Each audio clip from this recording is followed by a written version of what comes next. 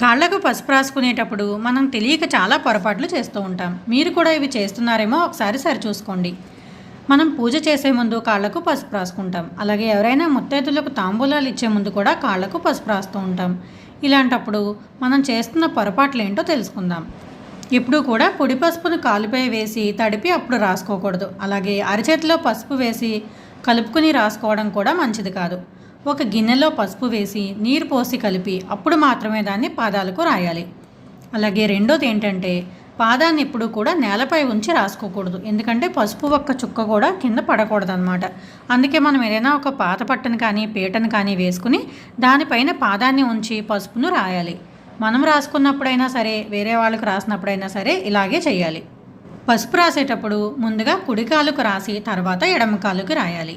ముందుగా చీలమండల దగ్గర నుంచి మొదలుపెట్టి వేళ్ల వైపు వచ్చేలా రాసుకోవాలి. అలాగే ఎక్కడ పొడి లేకుండా